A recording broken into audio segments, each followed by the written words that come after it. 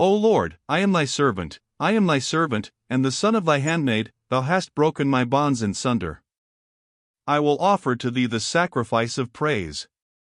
Let my heart and my tongue praise thee, yea, let all my bones say, O Lord, who is like unto thee? Let them say, and answer thou me, and say unto my soul, I am thy salvation. Who am I, and what am I? What evil have not been either my deeds, or if not my deeds, my words, or if not my words, my will? But thou, O Lord, art good and merciful, and thy right hand had respect unto the depth of my death, and from the bottom of my heart emptied that abyss of corruption. And this thy whole gift was, to nill what I willed, and to will what thou willst.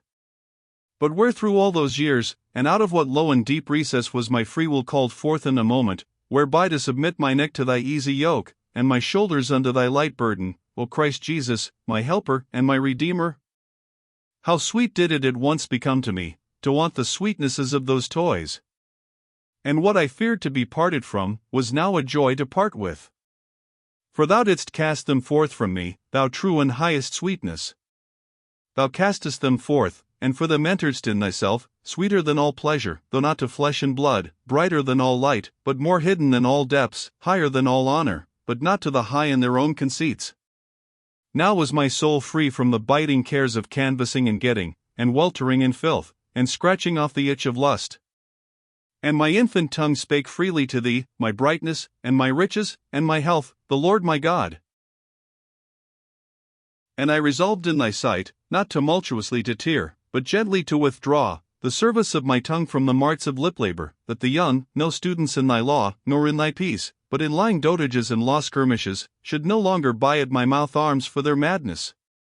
And very seasonably, it now wanted but very few days unto the vacation of the vintage, and I resolved to endure them, then in a regular way to take my leave, and having been purchased by thee, no more to return for sale.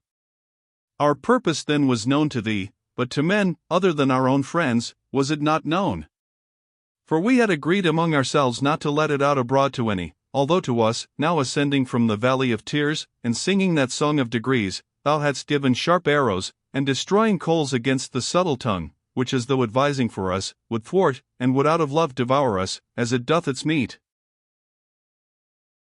Thou hadst pierced our hearts with thy charity, and we carried thy words as it were fixed in our entrails, and the examples of thy servants, whom for black thou hadst made bright, and for dead, alive, being piled together in the receptacle of our thoughts, kindled and burned up that our heavy torpor, that we should not sink down to the abyss, and they fired us so vehemently, that all the blasts of subtle tongues from gainsayers might only inflame us the more fiercely, not extinguish us.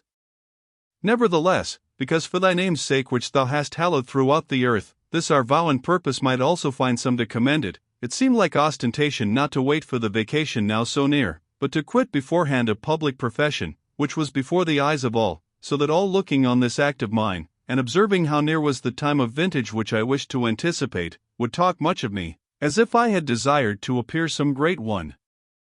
And what end had it served me, that people should repute and dispute upon my purpose, and that our good should be evil spoken of? Moreover, it had at first troubled me that in this very summer my lungs began to give way, amid too great literary labor, and to breathe deeply with difficulty, and by the pain in my chest to show that they were injured, and to refuse any full or lengthened speaking. This had troubled me, for it almost constrained me of necessity to lay down that burden of teaching, or, if I could be cured and recover, at least to intermit it. But when the full wish for leisure, that I might see how that thou art the Lord, arose, and was fixed, in me, my God, thou knowest, I began even to rejoice that I had this secondary, and that no feigned, excuse, which might something moderate the offense taken by those who, for their son's sake, wished me never to have the freedom of thy sons. Full then of such joy, I endured till that interval of time were run. It may have been some 20 days, yet they were endured manfully, endured, for the covetousness which aforetime bore a part of this heavy business, had left me, and I remained alone, and had been overwhelmed, had not patience taken its place. Perchance, some of thy servants, my brethren, may say that I sinned in this, that with a heart fully set on thy service, I suffered myself to sit even 1 hour in the chair of lies. Nor would I be contentious. But hast not thou, O most merciful Lord, pardoned and remitted this sin also, with my other most horrible and deadly sins, in the holy water? Verecundus was worn down with care about this our blessedness, for that being held back by bonds, whereby he was most straitly bound, he saw that he should be severed from us. For himself was not yet a Christian, his wife one of the faithful, and yet hereby, more rigidly than by any other chain, was he let and hindered from the journey which we had now essayed. For he would not, he said, be a Christian on any other terms than on those he could not. However, he offered us courteously to remain at his country house so long as we should stay there. Thou, O Lord, shalt reward him in the resurrection of the just, seeing thou hast already given him the lot of the righteous. For although, in our absence, being now at Rome, he was seized with bodily sickness, and therein being made a Christian, and one of the faithful, he departed this life, yet hadst thou mercy not on him only, but on us also, lest remembering the exceeding kindness of our friend towards us, yet unable to number him among thy flock, we should be agonized with intolerable sorrow. Thanks unto thee, our God, we are thine, thy suggestions and consolations tell us, faithful in promises, thou now requitest Verecundus for his country house of Cassiacum, where from the fever of the world we reposed in thee, with the eternal freshness of thy paradise, for that thou hast forgiven him his sins upon earth, in that rich mountain, that mountain which yieldeth milk, thine own mountain.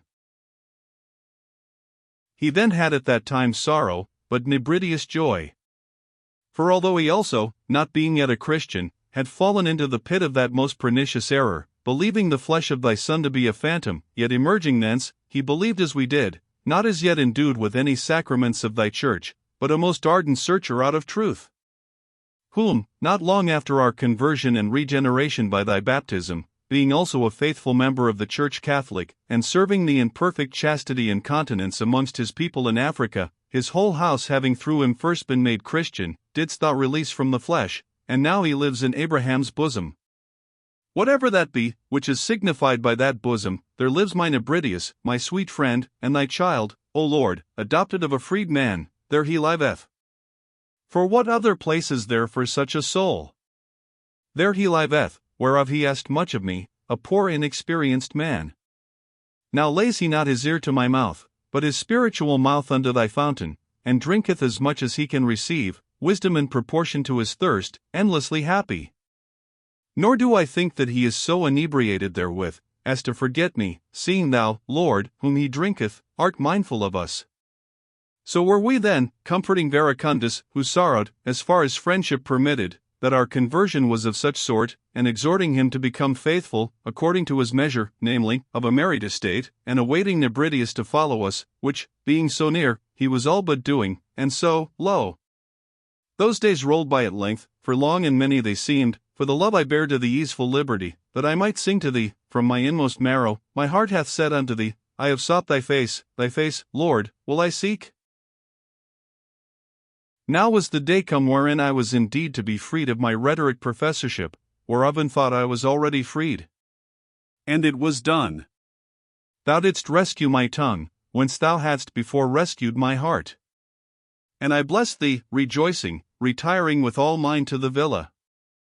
What I there did in writing, which was now enlisted in thy service, though still, in this breathing time as it were, panting from the school of pride, my books may witness, as well what I debated with others, as what with myself alone, before thee, what with Nebridius, who was absent, my epistles bear witness.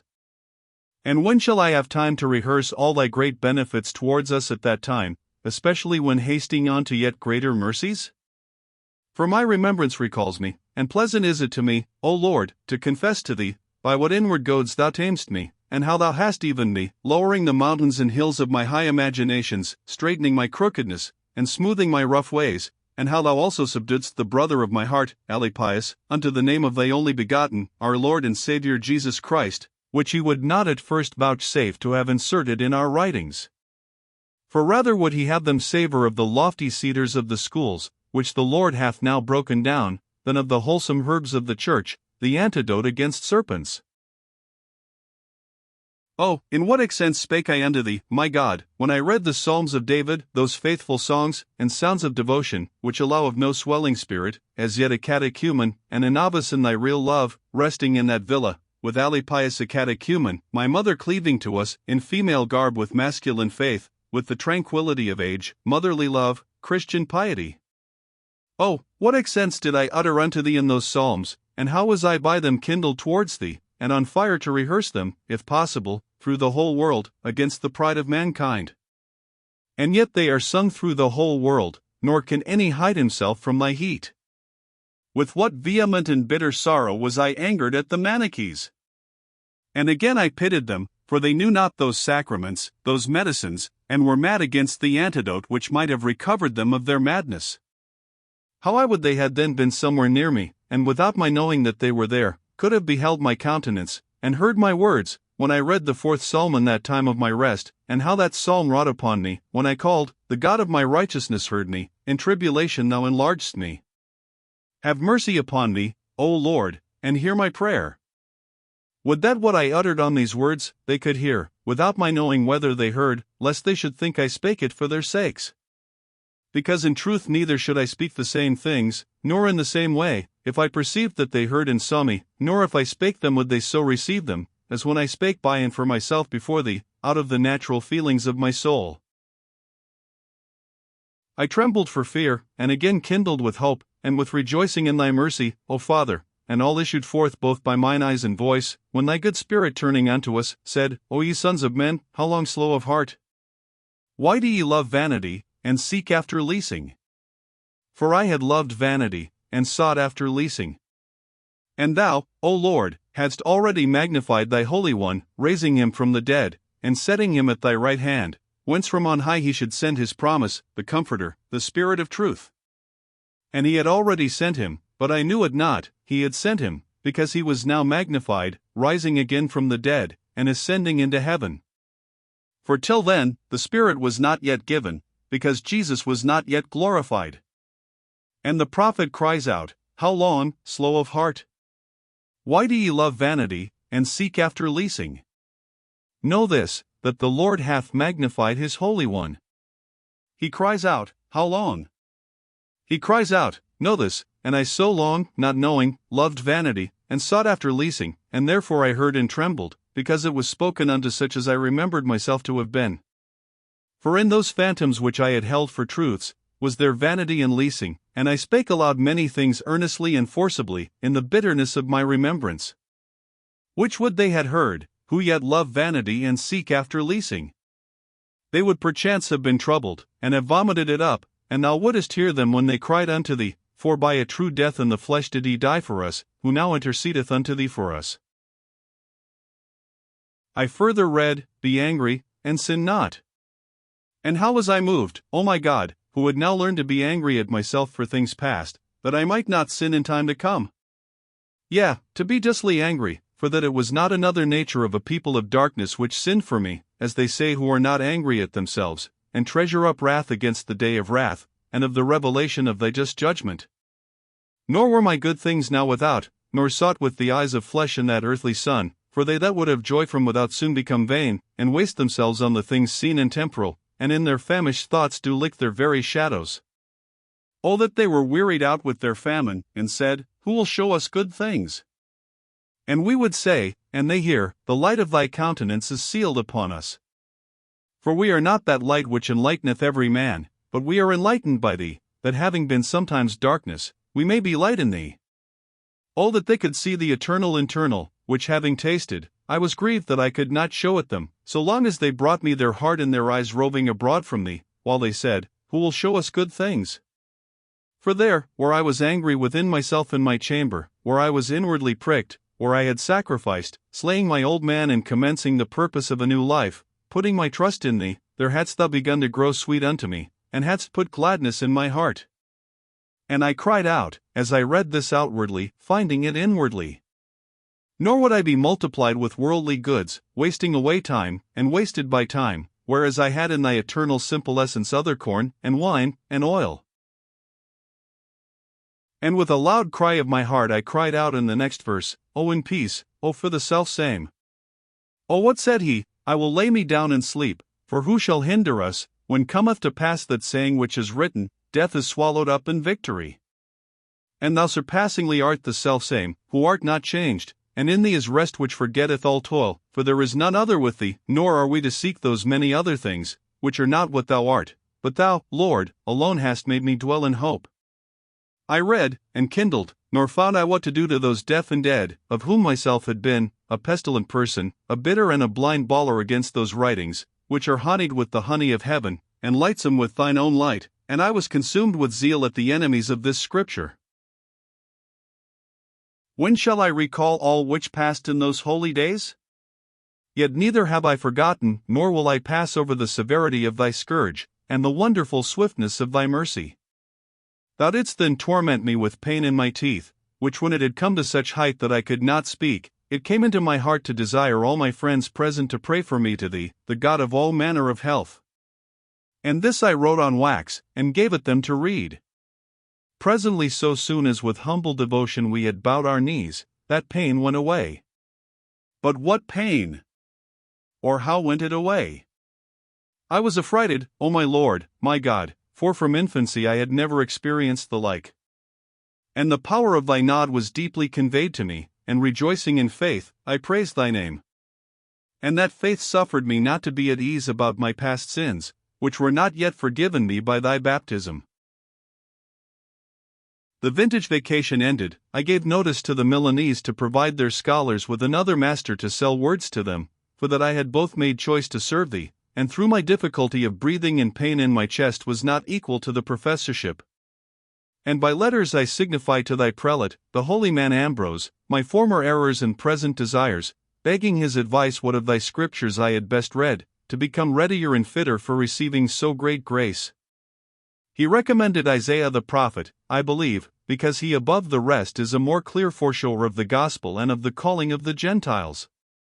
But I, not understanding the first lesson in him, and imagining the whole to be like it, laid it by, to be resumed when better practiced in our Lord's own words. Thence, when the time was come wherein I was to give in my name, we left the country and returned to Milan. It pleased Alypius also to be with me born again in thee, being already clothed with the humility befitting thy sacraments, and a most valiant tamer of the body, so as, with unwonted venture, to wear the frozen ground of Italy with his bare feet. We joined with us the boy Adeodatus, born after the flesh, of my sin. Excellently hadst thou made him. He was not quite 15, and in wit surpassed many grave and learned men. I confess unto thee thy gifts, O Lord my God, Creator of all, and abundantly able to reform our deformities, for I had no part in that boy, but the sin. For that we brought him up in thy discipline, it was thou, none else, had inspired us with it. I confess unto thee thy gifts. There is a book of ours entitled The Master, it is a dialogue between him and me.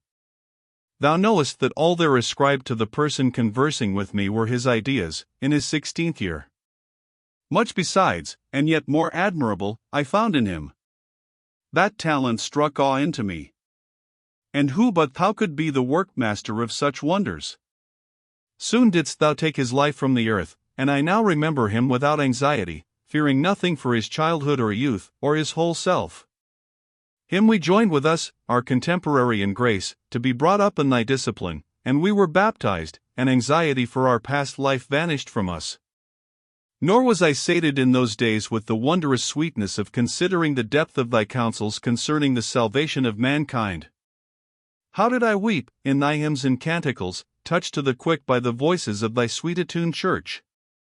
The voices flowed into mine ears, and the truth distilled into my heart, whence the affections of my devotion overflowed, and tears ran down, and happy was I therein. Not long had the Church of Milan begun to use this kind of consolation and exhortation, the brethren zealously joining with harmony of voice and hearts. For it was a year, or not much more, that Justina, mother to the Emperor Valentinian, a child, persecuted thy servant Ambrose, in favor of her heresy, to which she was seduced by the Arians. The devout people kept watch in the church, ready to die with their bishop thy servant. There my mother thy handmaid, bearing a chief part of those anxieties and watchings, lived for prayer. We, yet unwarmed by the heat of thy spirit, still were stirred up by the sight of the amazed and disquieted city. That it was first instituted that after the manner of the Eastern churches, hymns and psalms should be sung, lest the people should wax faint through the tediousness of sorrow, and from that day to this the custom is retained, divers, yea, almost all, thy congregations, throughout other parts of the world following herein. Then didst thou by a vision discover to thy forenamed bishop where the bodies of Gervasius and Protasius the martyrs lay hid, whom thou hadst in thy secret treasury stored uncorrupted so many years, whence thou mightest seasonably produce them to repress the fury of a woman, but an empress. For when they were discovered and dug up, and with due honor translated to the Ambrosian Basilica, not only they who were vexed with unclean spirits, the devils confessing themselves, were cured, but a certain man who had for many years been blind, a citizen, and well known to the city, asking and hearing the reason of the people's confused joy, sprang forth desiring his guide to lead him thither. Led thither, he begged to be allowed to touch with his handkerchief the bier of thy saints, whose death is precious in thy sight. Which when he had done, and put to his eyes, they were forthwith opened. Thence did the fame spread, thence thy praises glowed, shone, thence the mind of that enemy, though not turned to the soundness of believing, was yet turned back from her fury of persecuting. Thanks to thee, O my God! Whence and whither hast thou thus led my remembrance, that I should confess these things also unto thee? Which great though they be, I had passed by in forgetfulness. And yet then, when the odor of thy ointments was so fragrant, did we not run after thee? Therefore did I more weep among the singing of thy hymns, formerly sighing after thee, and at length breathing in thee, as far as the breath may enter into this our house of grass. Thou that makest men to dwell of one mind in one house, didst join with us Euodius also, a young man of our own city, who being an officer of court, was before us converted to thee and baptized, and quitting his secular warfare, girded himself to thine. We were together, about to dwell together in our devout purpose. We sought where we might serve thee most usefully, and were together returning to Africa, whitherward being as far as Ostia, my mother departed this life. Much I omit, as hastening much. Receive my confessions and thanksgivings, O my God, for innumerable things whereof I am silent.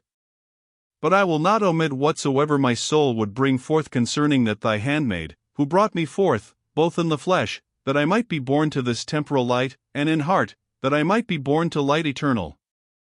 Not her gifts, but thine in her, would I speak of, for neither did she make nor educate herself. Thou createdst her, nor did her father and mother know what a one should come from them. And the scepter of thy Christ, the discipline of thine only Son, in a Christian house, a good member of thy church, educated her in thy fear.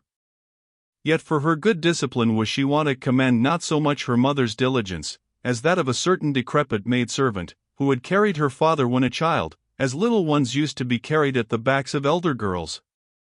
For which reason, and for her great age, and excellent conversation, was she, in that Christian family, well respected by its heads. Whence also the charge of her master's daughters was entrusted to her, to which she gave diligent heed, restraining them earnestly, when necessary, with a holy severity, and teaching them with a grave discretion.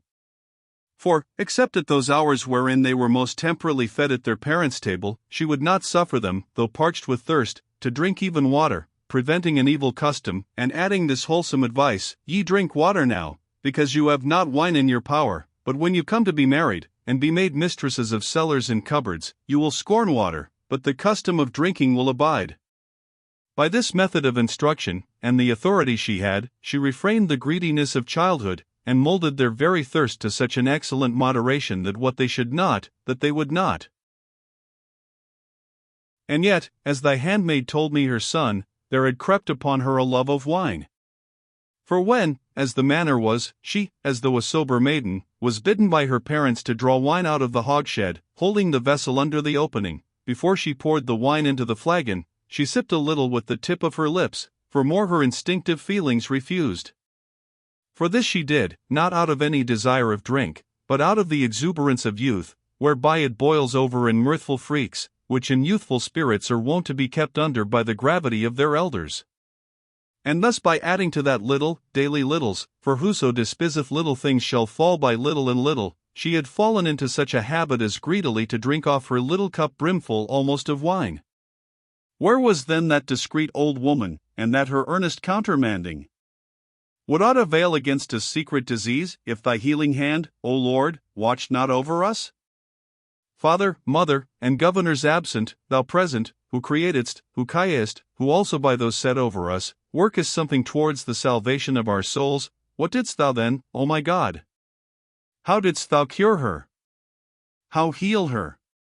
Didst thou not out of another soul bring forth a hard and a sharp taunt, like a lancet out of thy secret store, and with one touch remove all that foul stuff? For a maid-servant with whom she used to go to the cellar, falling to words, as it happens, with her little mistress, when alone with her, taunted her with this fault, with most bitter insult, calling her wine-bibber. With which taunt she, stung to the quick, saw the foulness of her fault, and instantly condemned and forsook it.